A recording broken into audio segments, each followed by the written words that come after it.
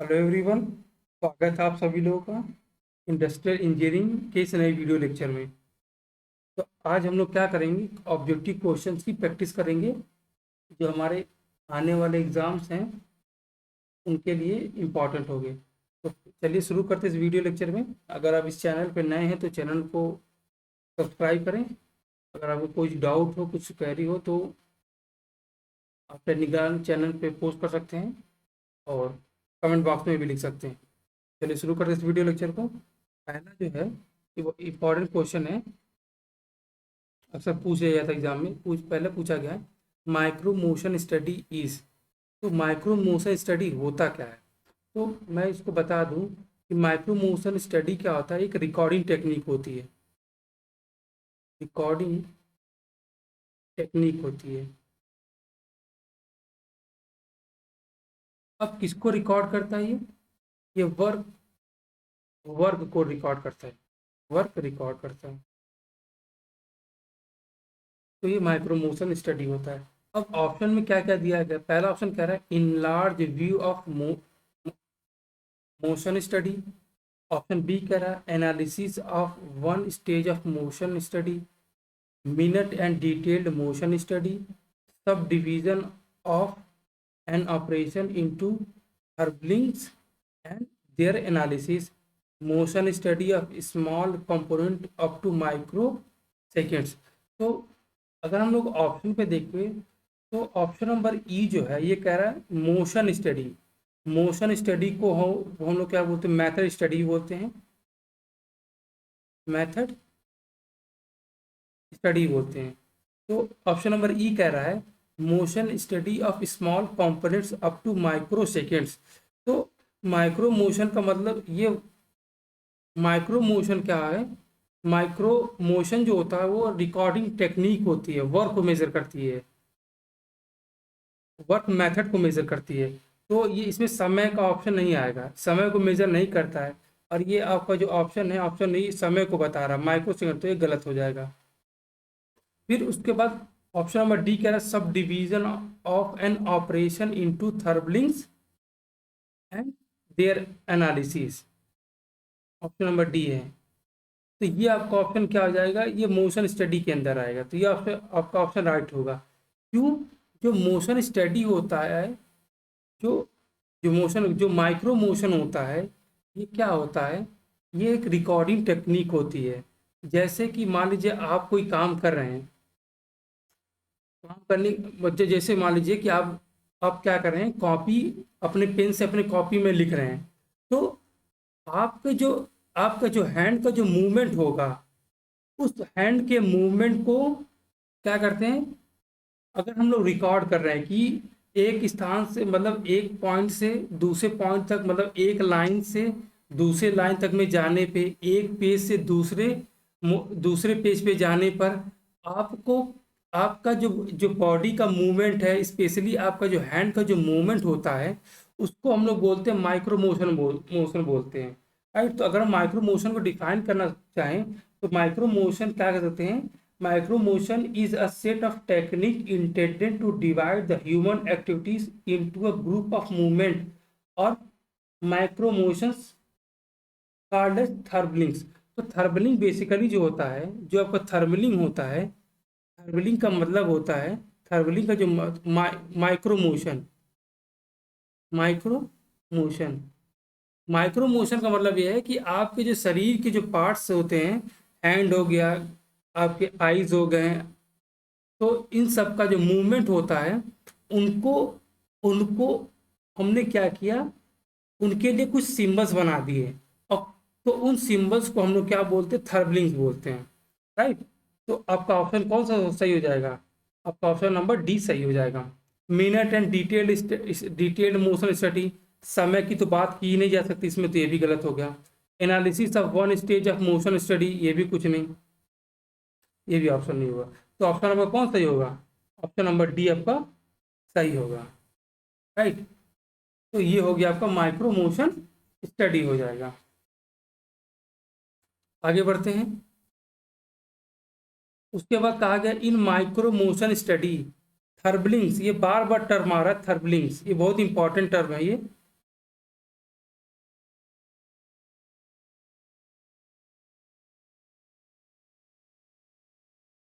Tharbling is described by a symbol, an event, an activity, micro motions, standard symbol and colors। तो इसका option हो जाएगा option number E, standard symbol and colour. कहने क्या मतलब है, आपके जो अगर कोई वर्क या कोई टास्क आप परफॉर्म कर रहे हैं तो आपके जो बॉडी के जो मोशंस होंगे उन मोशंस को हम लोग क्या बोलते हैं, उन मोशंस को हमने एक सिंबल दे दिया। जैसे आइज की मूवमेंट को हमने क्या कर दिया, सिंबल्स दे दिए, तो उसी को हम लोग क्या बोलते, थर्बलिंग्स बोलते हैं। तो इसके लिए स्टैंडर्ड सिंबल हो सकते हैं, जैसे कुछ सिंबल्स में एग्जांपल के तौर पे एक ऐसा सिंबल आइज का सिंबल होगा, इस सिंबल का मतलब होता है सर्च। और भी बहुत सारे सिंबल्स होते हैं।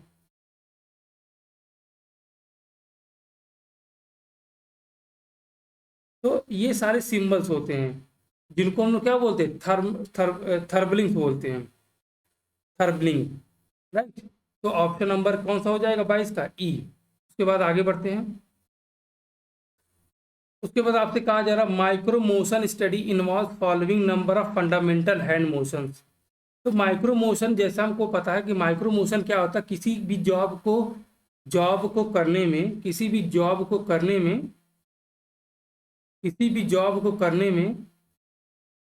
जॉब को करने में हमारे जो बॉडी के जो पार्ट्स हैं उनका जो मूवमेंट होता है उसके लिए हमने क्या करते हैं, सिंबल्स दे देते हैं।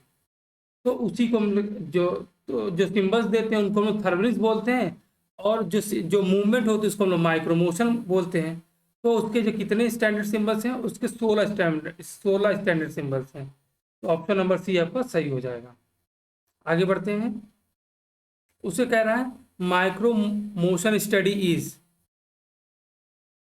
Analysis of man work method by using motion picture cameras with timing device in the field of view। तो ये ऑप्शन आपका सही हो जाएगा। माइक्रो मोशन में क्या होता है कि आपके जो बॉडीज के जो मूवमेंट होते हैं उनको हम लोग क्या करते हैं, कैमरा से रिकॉर्ड करते हैं, फिर उसकी एनालिसिस करते हैं। राइट। तो ऑप्शन नंबर 32 का ए हो जाएगा आपका। आगे हम लोग नहीं जाएंगे, मोशन देख लेते हैं। Option number B, motion study observe on enhance time interval, इससे कोई मतलब नहीं है। तो ये सब ऑप्शन आपके क्या हो जाएंगे, गलत हो जाएंगे। ये होगा, ये माइक्रो मोशन जो है ये एक रिकॉर्डिंग की टेक्निक है, याद रखिएगा आप लोग। रिकॉर्डिंग रिकॉर्डिंग टेक्निक है। राइट। ये हो गया। आगे चलते हैं।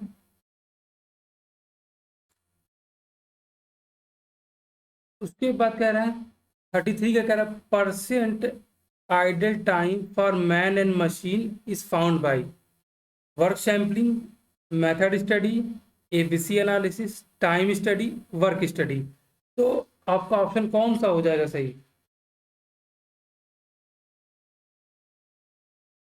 ऑप्शन नंबर कौन सा सही होगा? ऑप्शन नंबर ए सही होगा। तो टाइम स्टडी हम लोग क्या करते हैं, टाइम स्टडी में हम लोग टाइम को स्टडी करते हैं। कहने क्या मतलब है कि अगर आप कोई जॉब कर रहे हैं तो जॉब में कितना समय लग रहा है उसको हम लोग क्या करते हैं, उसको हम लोग टाइम स्टडी के अंदर देखते हैं। वर्क स्टडी के अंदर हम लोग क्या करते हैं, वर्क स्टडी के अंदर हम लोग मेथड स्टडी देखते हैं, मेथड स्टडी और वर्क मेजरमेंट करते हैं, वर्क मेजरमेंट करते हैं।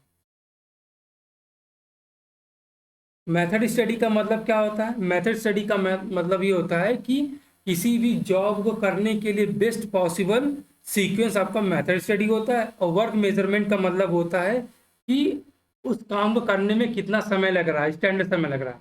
एबीसी एनालिसिस क्या होगा? इसमें क्या होता है, एबीसी एनालिसिस जो होता है इसमें हम दोनों इन्वेंट्री को कैटेगराइज करते हैं।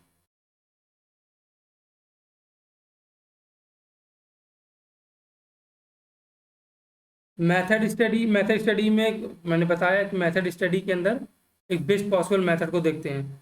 वर्क सैम्पलिंग, तो वर्क सैम्पलिंग में क्या होता है कि हम लोग क्या करते हैं, जो एक एक ऑपरेटर होता है, उसको क्या करते हैं हम लोग, एक वर्क स्टेशन होता है जहाँ पे बहुत सारे जॉब को परफॉर्म किया जाता है।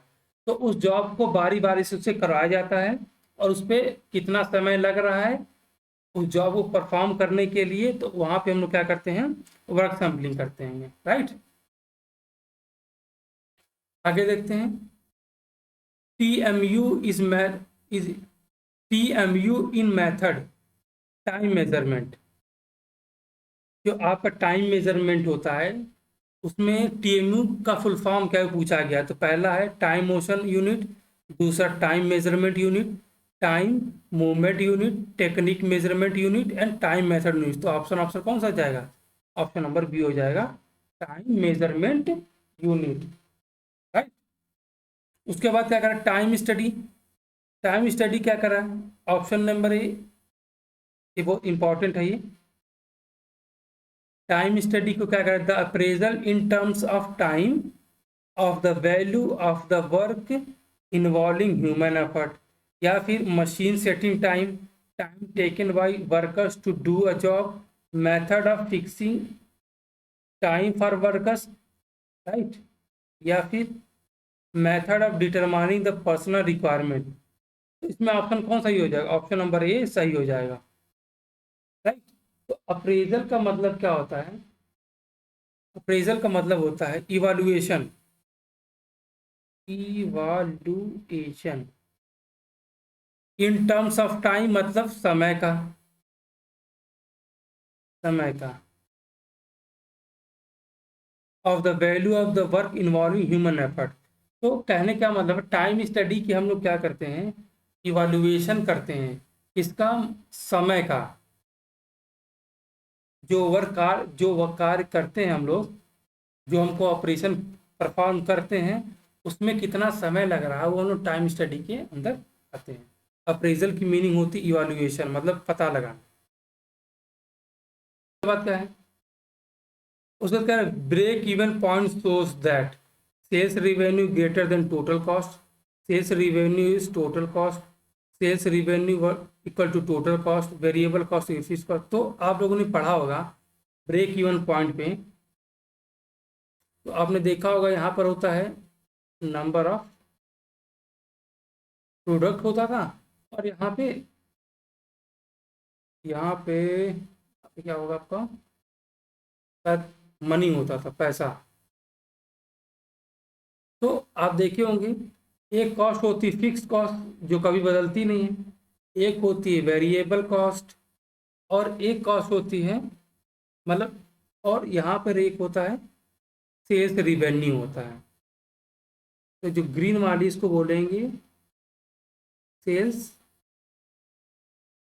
रिवेन्यू।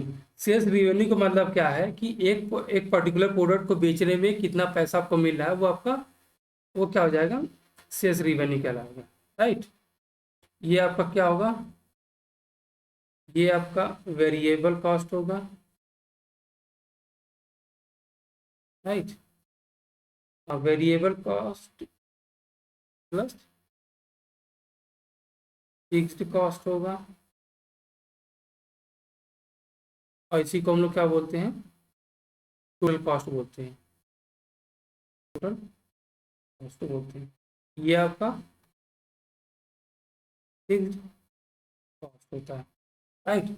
तो इसमें होता क्या है, जहाँ पे आपका सेल्स रिवेन्यू और वेरिएबल कॉस्ट बराबर हो जाता है, उसको हम लोग ब्रेक इवन पॉइंट बोलते हैं। तो इस पॉइंट पे आप देखेंगे ग्रीन कलर वाला और रेड कलर लाइन कॉन्साइड कर रही है, तो यह कौन सा हो जाएगा, ब्रेक इवन पॉइंट हो जाएगा। तो ऑप्शन नंबर सी सही हो जाएगा। In break even analysis the total cost consist of, जो टोटल कॉस्ट जो होती है वो किसके बराबर होती है, fixed cost plus variable cost, right. ये यानी क्या मतलब है,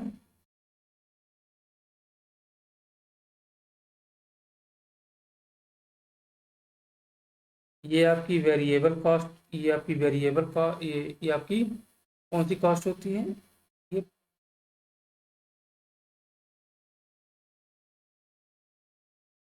ये आपकी टोटल कॉस्ट होती है, टोटल कॉस्ट।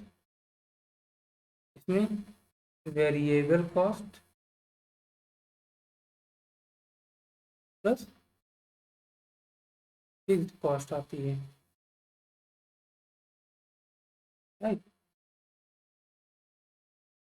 ये तो ऑप्शन कौन सा सही हो जाएगा आपका? ऑप्शन नंबर सी सही होगा, ये, राइट। आगे देखते हैं, the break even point represent. तो आपका ये ब्रेक इवन पॉइंट है।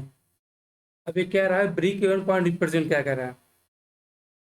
The most economic level of operation of any industry. Operation की बात ही नहीं हो रही थी, गलत हो गया, राइट।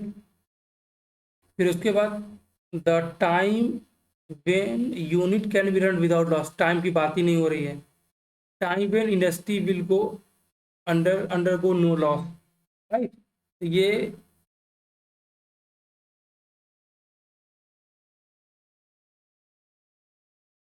तो अगर देखिए इसको, अगर हम लोग बी को देखें एक बार सही से, तो time when unit can run without loss and profit.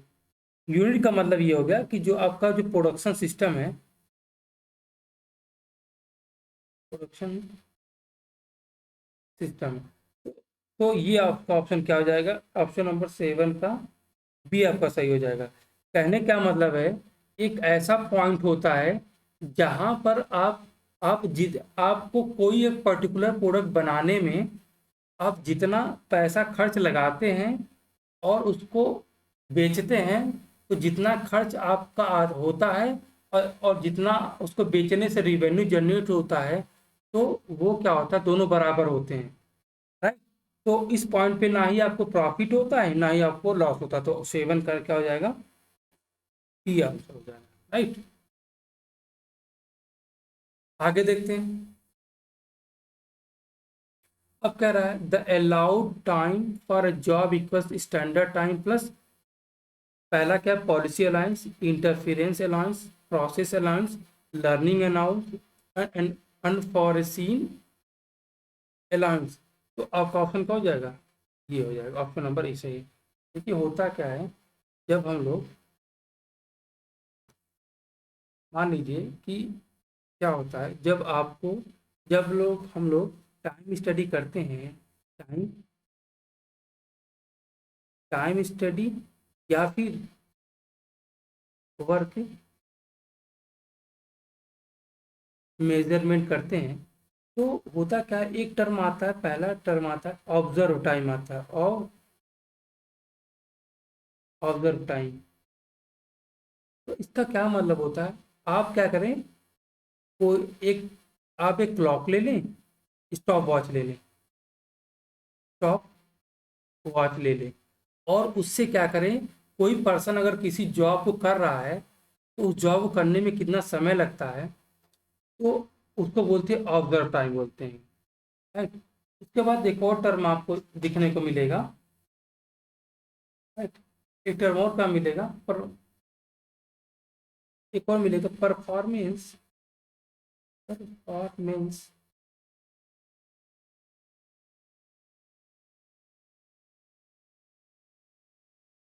Rating मिलेगा।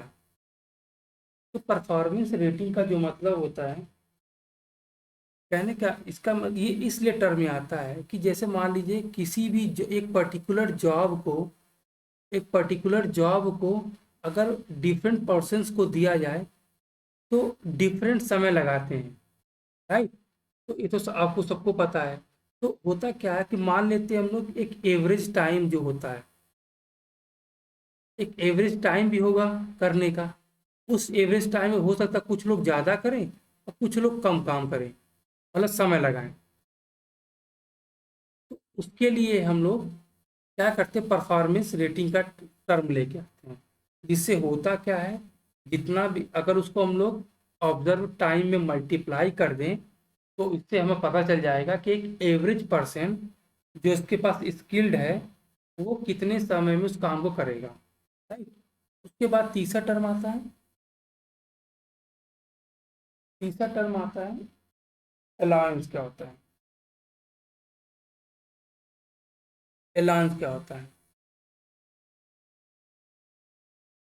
अब जैसे मान लीजिए आपको कोई बोल रहा है कि कोई टास्क दिया किसी ने आपको, और आपको कहा कि आपको 10 घंटे में करना है, तो आप क्या बताइए, इस जॉब को क्या आप 10 घंटे में कर सकते हैं विदाउट टेकिंग एनी ब्रेक? आप नहीं कर सकते हैं। तो क्या होगा, आप क्या कहेंगे कि मुझे कुछ अलाउंस चाहिए, मान लीजिए 2 घंटे का अलाउंस चाहिए, तो आप क्या करेंगे, इस पूरे टास्क को 12 आवर में कर सकते हैं, राइट? तो अलाउंस का क्या मतलब होता है, एक्स्ट्रा टाइम होता है जो दिया जाता है। क्यों? क्योंकि उस टाइम में हो सकता है कि वो जो वर्कर है वो कुछ काम करे, कुछ ड्रिंक, जैसे पानी पीने के लिए जा सकता है, कोई इंपॉर्टेंट कॉल आ सकती है, फटीग भी हो सकता है, थकावट भी उसको हो सकती है, तो उन्हीं सब चीज़ों का ध्यान रखने के लिए क्या करते हैं, अलाउंस लेके आते हैं, अलाउंस। ठीक है। जैसे चौथा क्या है, चौथा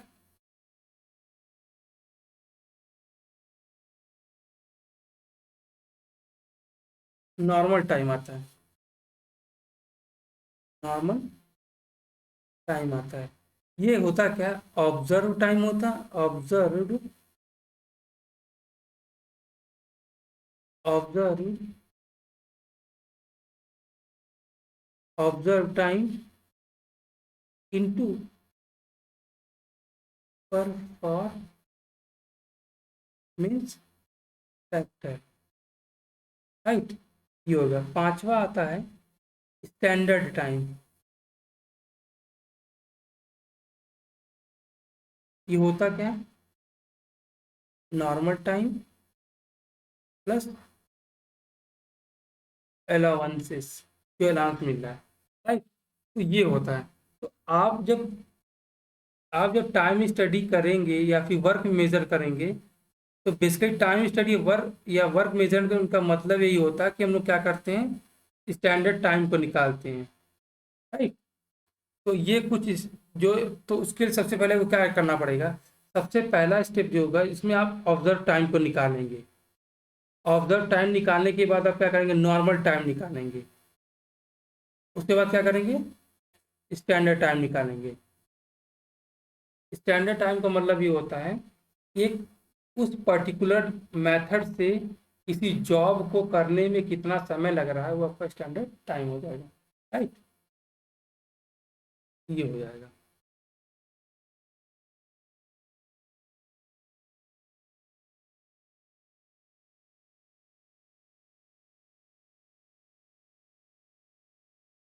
तो ये हो गया,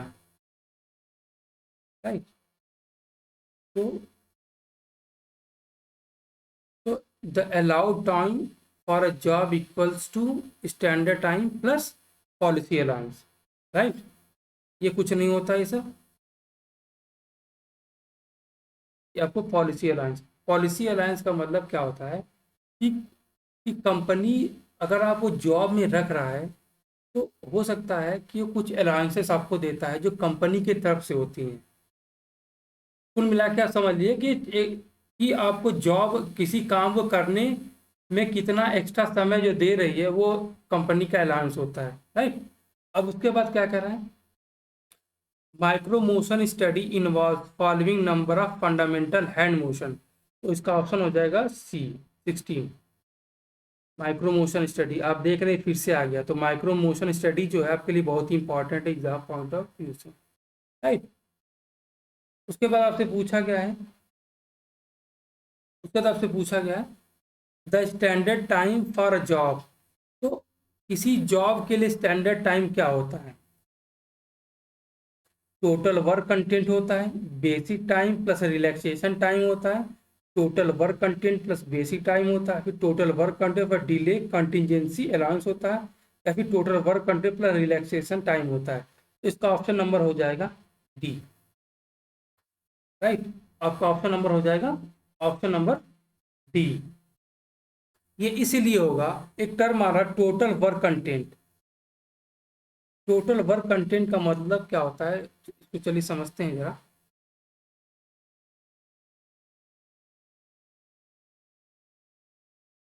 आखिरकार ये होता क्या है, जैसे फिगर में देखिए, कंप्यूटेशन ऑफ स्टैंडर्ड टाइम को हम लोग कैसे कंप्यूट करते हैं। तो स्टैंडर्ड टाइम क्या कह रहा है, standard time is the time allowed to an operator to carry out the specific task under specified condition and defined level of performance. कहने का मतलब है कि स्टैंडर्ड टाइम क्या होता है, एक ऐसा समय होता है जो किसी कोई ऑपरेटर को दिया जाता है, उस समय में, उस कंडीशन में उस काम को परफॉर्म करता है, राइट।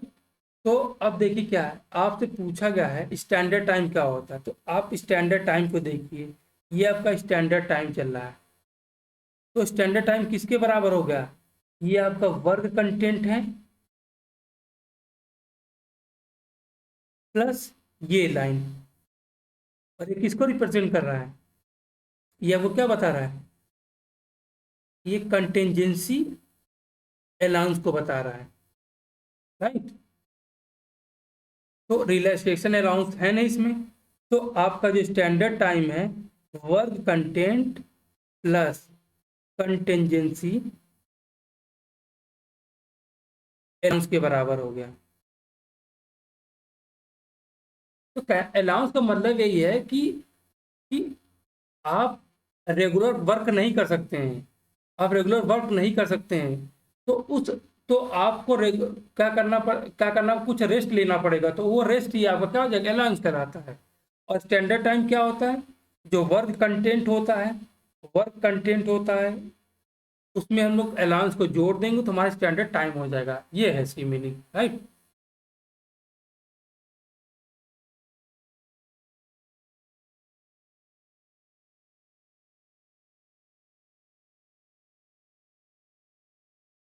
तो ये होगा 25 का डी हो जाएगा।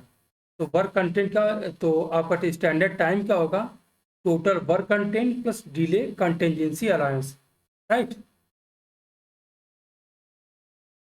उसके बाद क्या शेड्यूलिंग क्या कर रहा है,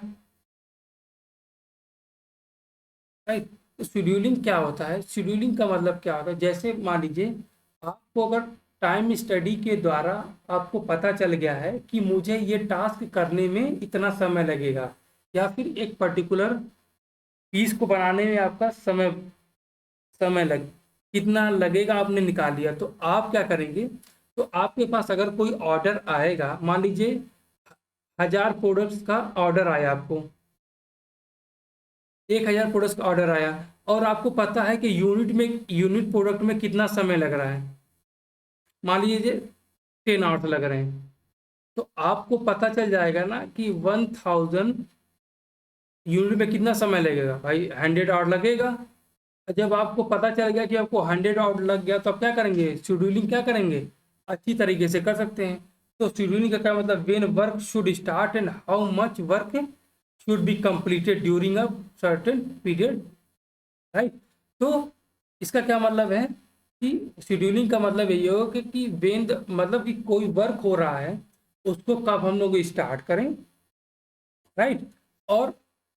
और एक पर्टिकुलर पीरियड में हम लोग कितना वर्क को कंप्लीट कर रही है, हमको शेड्यूलिंग बताता है, राइट। ये आपका शेड्यूलिंग होगा। चूज द रॉन्ग स्टेटमेंट, आपको क्या चूज करना है, रॉन्ग स्टेटमेंट चूज करना है। कह रहा है time study is use to, तो टाइम स्टडी का यूज क्या होता है, कह रहा है to determine overhead expenses, गलत, ये बिल्कुल गलत हो जाएगा। ओवरहेड एक्सपेंसेस का मतलब मैं बता चुका हूँ कि आप लोगों की एक्स्ट्रा एक्सपेंसेस होते हैं, खर्चे होते हैं, जो एक्सपेंसेस का मतलब होता है खर्चे। ओवरहेड का मतलब जैसे मान लीजिए स्टेशनरी खर्चा हो गया, स्टेशनरी खर्चा हो गया कोई, राइट। उसके बाद ट्रेवल का खर्चा हो गया, तो ये सारे कुछ कैसे खर्चे होते हैं जो ओवरहेड होते हैं।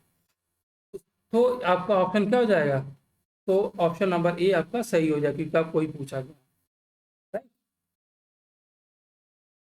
उसके बाद आगे देखते हैं,